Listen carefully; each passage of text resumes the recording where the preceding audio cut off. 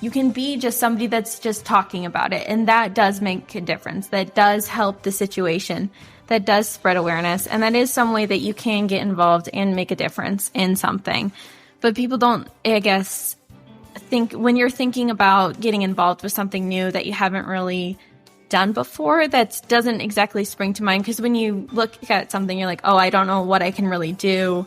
I mean, what difference can I really make? You're thinking that, you have to be this big influential person, but being on that ground level really does actually make a difference. Welcome to the Life Challenges podcast from Christian Life Resources. People today face many opportunities and struggles when it comes to issues of life and death, marriage and family, health and science. We're here to bring a fresh biblical perspective to these issues and more. Join us now for Life Challenges.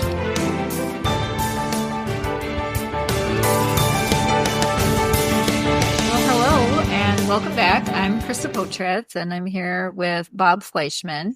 And today we have a special guest with us, Amanda Herman. Bob, I think I might let you introduce Amanda here. Well, I've been working with CLR since its beginning in 1983. And over the years, we get all sorts of people contacting us saying, we'd like to start a counseling center. We'd like to start a home for mothers. We'd like to do this. We'd like to do that. Almost no one follows through. They're great on it, but, the moment it steps kind of outside of their imagination of it, they just kind of lose interest. And so I get this inquiry from this high school girl saying, I'd like to do something. And so I remember like it was yesterday, it was kind of like, okay, yeah, fine. All right. Yeah, this is what we'd like to do. We'd like to have you be able to see what's going to happen. And I could set up and I was trying to outline a little bit the challenges with New Beginnings and challenges with the counseling center and everything. And the next thing I know, I get an email saying, well, my mom and I are going to be in the area and we'd like to get a tour. And kind of the rest is history. We got to know Amanda, and Amanda follows through. She's Amanda and Krista are the two people follow through on things. And that's kind of how we met. And it was before the pandemic, because the pandemic kind of messed everything up for us. But it's been that long. Yeah, I think things shut down. I want to say 2 weeks after I got back from my visit with you. It seems like forever ago, and it seems like yesterday. Originally I got connected with New Beginnings, I want to say in 2016-ish, because I had a sewing business at the time that I started when I was about 8 years old, and I would raise money for different nonprofits by donating a portion of sales to these different organizations. And so I had helped build a church in Chernobyl, Ukraine, and then I donated to a school by the Guatemala City dump that called Safe Passage. And then in 2016, I started donating to New Beginnings. And then in my junior year of high school, I had reached out to Bob. And then after my visit, obviously COVID hit. And about 1.5 years, 2 years later, I wrapped up my associate's degree and transferred to college in Milwaukee. And that spring semester, I started volunteering again at New Beginnings. And for a while was considering the resident supervisor position, but because I had graduated early, I wasn't able to get cleared to live off of campus. So I wasn't able to do that, but in the fall, I was able to join staff temporarily as an intern. And then in the spring, I couldn't get away from it. I came back and did a service project as part of my senior year final curriculum to work with some of the mothers and teach a cooking class before I left to move back home. Wow. So it sounds like volunteering or getting in touch with organizations that you support or find interesting has been something you've been doing a while. Oh, yeah. For a long time. It's something I've always been really passionate about. Now, how did that happen? I've always been curious, because you've had what I call some sustainable enthusiasm. Even for those of us who've been at this for a while, enthusiasm can sometimes ebb and flow, but you seem to be persistently persistent. I mean, I've just been so blessed, and I love to be able to share those blessings with others. And it's just so wonderful to be able to see how much of an effect you can have on somebody else and how you can see others grow and others benefit by just the assistance you can give, and how one small thing you can do can make such a difference for somebody else. So at 8 years old, Yeah, I mean, when I hear that, it's here to your mom driving you to go see Bob and everything. It makes me think, though, I mean, you must have really a strong family supporting you, Oh, absolutely. especially like at 8 years old. I mean, that to me is very indicative of parents and other role models in your life, too. Oh, yeah. My parents have always been super supportive. They're really amazing. They've always encouraged me to help out those around me. I mean, my dad's been a baseball coach my whole life, and my mom and my grandparents have always been really involved with the church and everything. So I've definitely been influenced pretty heavily from them, and they've always been really supportive of really anything I've wanted to do in that aspect. One of the reasons too, we really wanted to bring you on today too, is when we do this podcast here with Bob and Jeff, I mean, I'm the young person at 40. And we're pretty transparent on the podcast. Don't mind revealing my age here, but we do realize too, just the importance of having young people like yourself that are interested in life, in helping out, in volunteering too. And so we really wanted to bring you on, and kind of why we're doing this episode, just as the voice really of the Gen Z generation too. So yeah, and anyway, I don't know if you have anything to kind of speak on that with your generation and just the different values that you see as a young person too. I mean, I think it's very broad. And I mean, I'm from a small town, and then I transferred to Milwaukee, which is obviously a very big city to go to school in. So there's a lot of different viewpoints that I've been exposed to. And I mean, I was only in Milwaukee for a short time, so I've been in a pretty conservative environment. So I try to see a lot of different viewpoints, but I wouldn't say that I could like completely speak for my generation as a whole and everything. But I think that my generation is very outspoken and very decisive in belief systems. Influence is a very big thing, especially with social media and everything. But I would say that once people in my generation have made a decision on something, they're not likely to really change their opinion about that thing unless there's been some very serious, I guess, discussion or consideration taken on those points. what's the tickler? What's the thing that got you going? How does that become contagious? How do we pass it on to other 8-year-olds and then going from there? I've always cared very deeply about other people, and I guess that's been a very big driver for me always. I would say, I mean, for example, when I got started with Safe Passage, that's at school in Guatemala. My Spanish teacher had showed us a video in our Spanish class, and I don't remember how old I was at that point, but she had showed us a video in class of all of these kids who would run up to the garbage trucks when they would pull into the dump to get to them first so they could get or be able to rifle through everything to find whatever they could that was valuable that they could sell. And I broke down in tears in the middle of class, and I came home and I broke down in tears at the dinner table telling my family about that. And I just took it so personally, and it just really tugged at my heartstrings. And so I don't know what exactly it would be to like catch on for other people, but it just like that sort of thing is what it is for me. It's just so important to me, and I'm so, I guess, sensitive to the needs and of others. And I don't like to see people with needs not being met, or people that are hurting and in need of assistance that aren't getting it. Now, how about like classmates? How did they react to it, or did they look at you like you were just kind of on the weird side, or?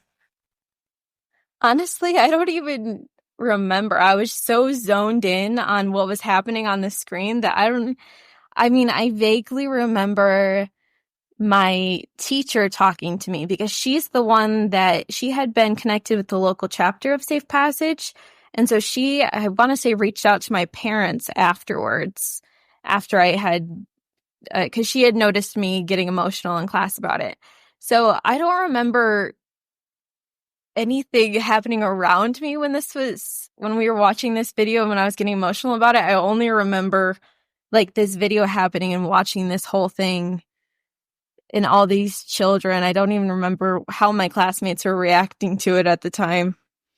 Yeah. Well, it sounds like too, it just there's that piece there of seeing something and having it move you, and then realizing, oh, I can help with this, or there is something that I can do. I think sometimes that is missing with some people, or some people maybe do feel emotion or do think, oh yeah, I mean, that's terrible. And then they don't maybe think about it or internalize it as much to realize that there's something that they can do, and help in some way. How's the fire now? I mean, your fire was obviously sparked at 8 years old. Do you feel as passionate about doing stuff, or has reality tempered that in any way, Amanda? No, not at all. No, I didn't. I had seen something in the news a few weeks ago about some legislation that could possibly be passing. I don't even remember what country it was in now. Things just kind of blend together at this point. But I had seen some legislation that might be passing in some country over in the Middle East that would be absolutely devastating to. It had to do with lowering the legal age for marriage and I was so upset about it, and ruined my whole evening. Went to talk to my mom about it, and I was like, all right, we need to do something about this right now. I don't know what we're doing. Something's got to happen about this. So no, I would say the fire is still right there. I wouldn't say it's gone anywhere. So if you were placed before a high school class of students to talk about anything you can talk about, what would you tell them? I mean, one thing that I have a bit of a hard time with looking around, especially when, I'm on social media and I'm looking in the comment section of things, is I feel like when we're living in this environment where we're behind a screen, our levels of empathy have just continued to decrease, because when we can hide behind a screen and we're not looking at each other face to face, it's a whole lot easier to say things that we wouldn't say if we were looking somebody in the eye. I guess it hurts my heart sometimes when I see the things that people are saying to each other, like online, and then even when I see some people saying to each other in person. And so I guess I would just try and stress, having empathy for one another, especially in the world we're living in today. The problem that we're going to have, this is my prediction, is that because of social media and because of us building this ever-enforcing wall between us and actually doing reality, that more and more people aren't going to know what to do. And, I would think people are going to be listening to this podcast and say, oh, that Amanda, what a nice girl. She's really out there. Wow, that's really great and everything. But they wouldn't have the foggiest idea. In other words, all they're going to form is an opinion. How do you translate that from just an opinion to action? Like even the thing you're talking about, the lowering of the marriage age. I actually have that statistic that you're talking about, that dropping down to the age of 9 years old, I thought I read. Yeah. Yes. Yep. Yep. That would be it. Yeah. The 9-year-old girls who are now eligible to marry grown men in Iraq. That's what you're talking about. 9 years old. Okay. So you, a citizen of the United States, you see this, it upsets you, it, makes you concerned. So so I'm sitting in a class, you're sharing that information. What are you going to tell me to do about it? I know that's a hard question. That is a hard question. I think sometimes the answer is easy and sometimes it's a lot more difficult because there are things like New Beginnings and Safe Passage where we have these organizations that are already existing where we can get involved and donate our time, donate funds, this, that, and the other thing to be able to get involved and volunteer and make a difference. And then we have a situation like this where it's bothersome and it's upsetting, but there's not really an easy answer on what we can do to fix it because we're not diplomats, we're not in government. It's not like we can just march over there into their form of government and be like, hey, absolutely not, you can't do this.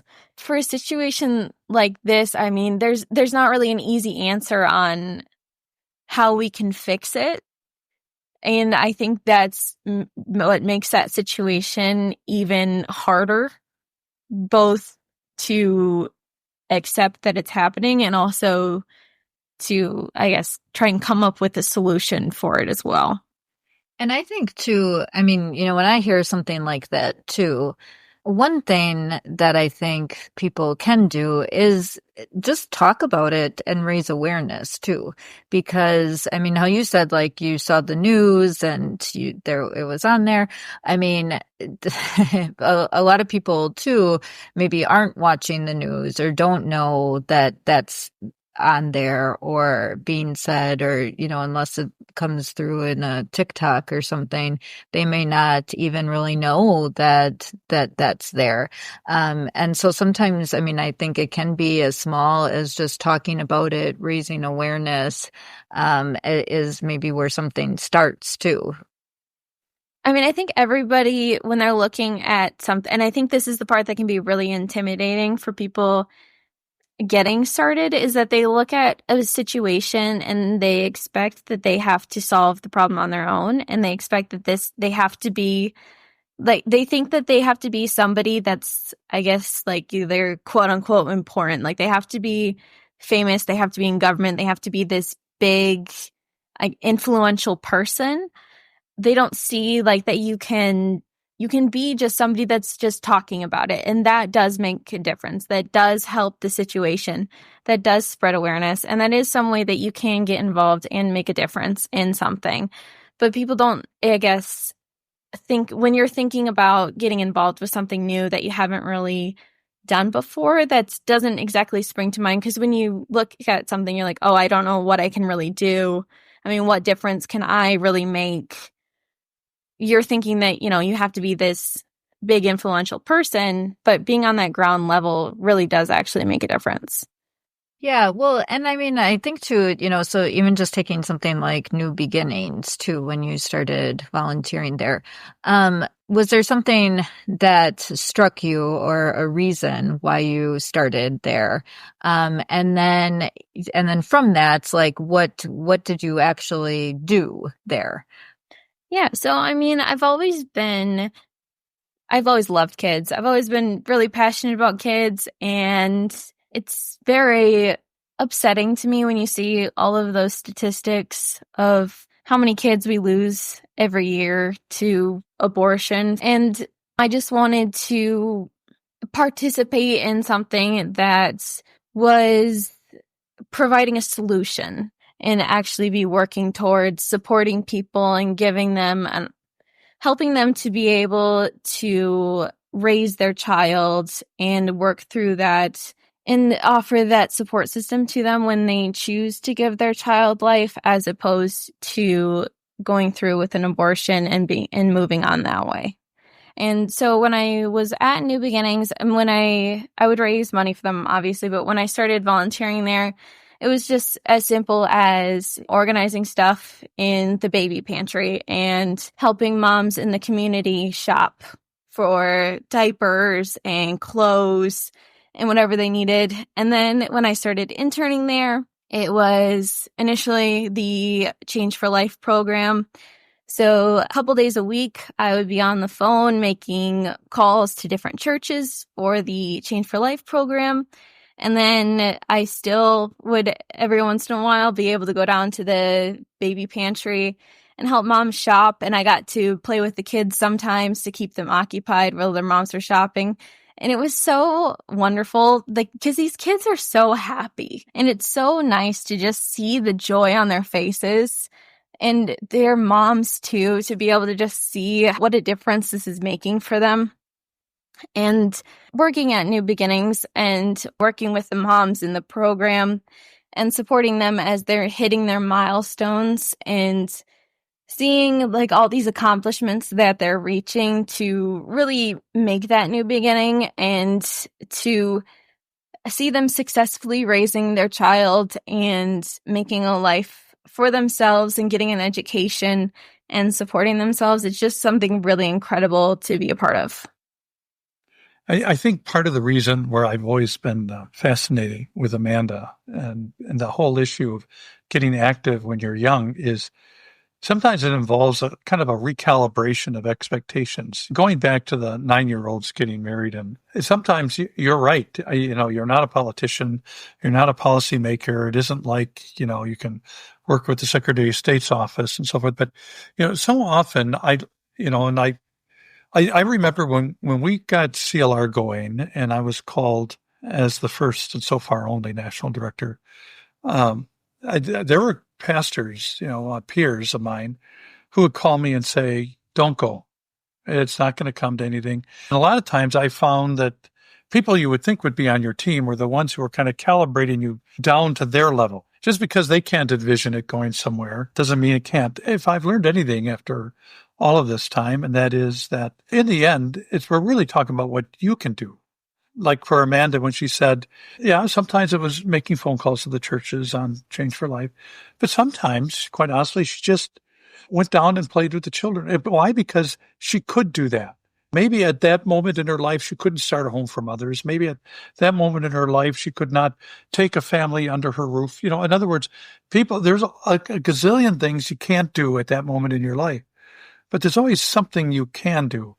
And maybe the thing you can do is you make it known that 9-year-olds can get married in Iraq and there's something wrong with that. Maybe the thing you can do is play with a child in a pantry area. You got to be so minded towards others ahead of yourself that you actually forces you to think about it more. So what are you doing now?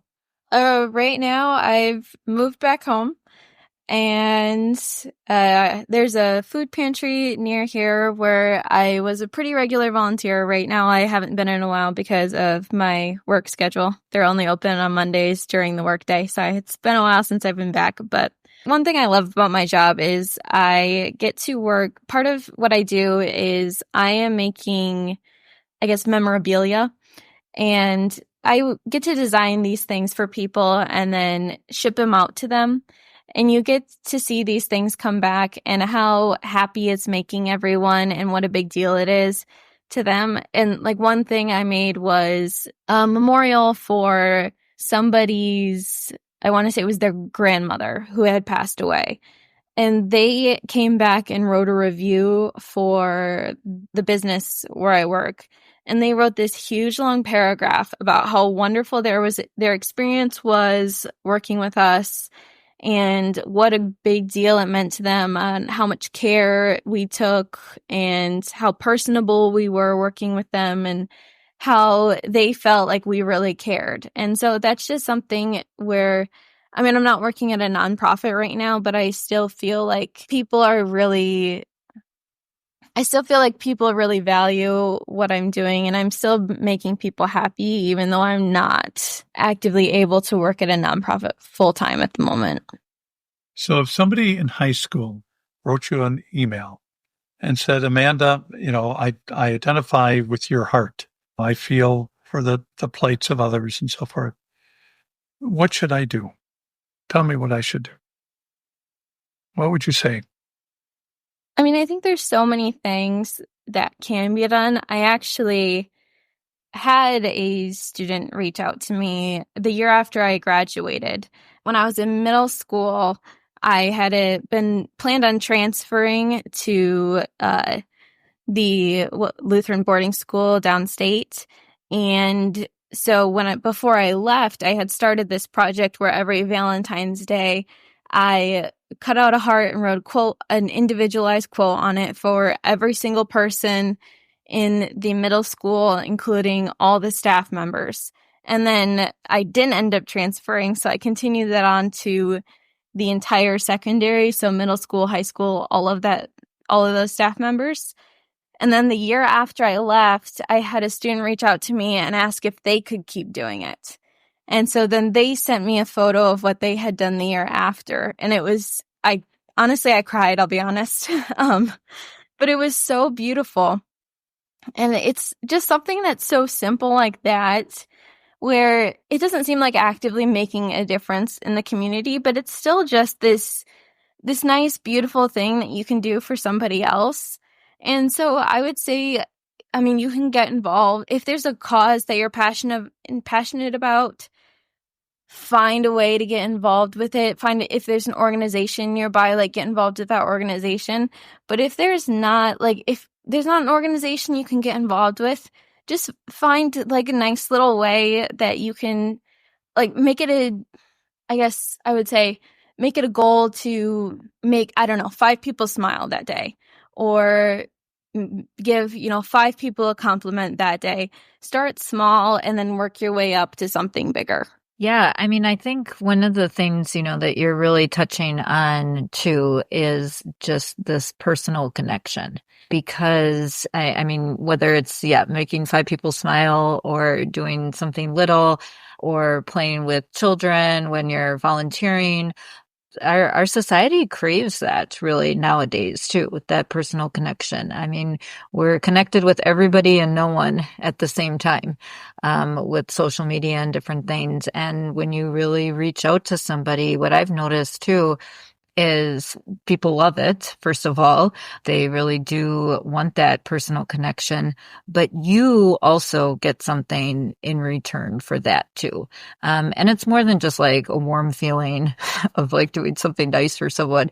It is, I mean, sometimes too, like the people or organizations or things where I've reached out, it's come back to me to be, almost, as beneficial, if not more, in my own life too. And so I just see that a lot in the things that you're saying too. Absolutely. And I would say donating is great. And if you can donate, that's fantastic, because that does make a great difference.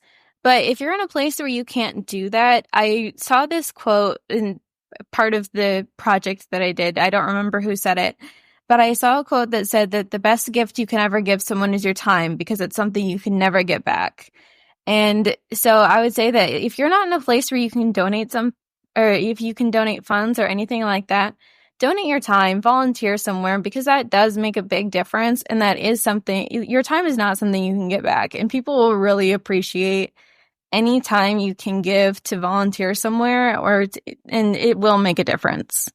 I guess just closing too, maybe just to know what the role of being a Christian has played in your decisions and doing things, or just, maybe if there's a favorite Bible passage or something that really sticks with you in the line of wanting to volunteer. I mean, like I said, I've just been so blessed, and like just I'm growing up in the church and all of these verses, you look at all of these things, like we were always, I guess, kind of taught to try and live like Jesus lived and to walk with the Lord.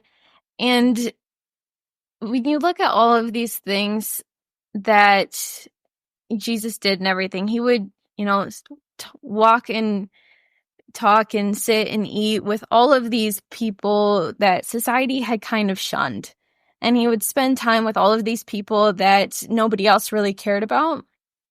and that nobody else really thought to spend time with or thought to reach out to and assist. And so I think that just really plays a big part in, I guess, kind of influencing me is always to reach out to those people that aren't being reached out to, that need that assistance, and to share those blessings that the Lord has given me with others. Well, thank you so much for joining us, Amanda. And you have very much inspired us here. And we just wish you the best on all of your future endeavors as well. Well, thank you very much. I'm certain our paths will continue to cross. Absolutely. And we thank all of our listeners for joining us, and we'll see you back next time. Thanks a lot. Bye. Thank you for joining us for this episode of the Life Challenges podcast from Christian Life Resources. Please consider subscribing to this podcast, giving us a review wherever you access it, and sharing it with friends. We're sure you have questions on today's topic or other life issues. Our goal is to help you through these tough topics, and we want you to know we're here to help. You can submit your questions as well as comments or suggestions for future episodes at lifechallenges.us or email us at podcast@christianliferesources.com. In addition to the podcasts, we include other valuable information at lifechallenges.us, so be sure to check it out. For more about our parent organization, please visit christianliferesources.com. May God give you wisdom, love, strength, and peace in Christ for every life challenge.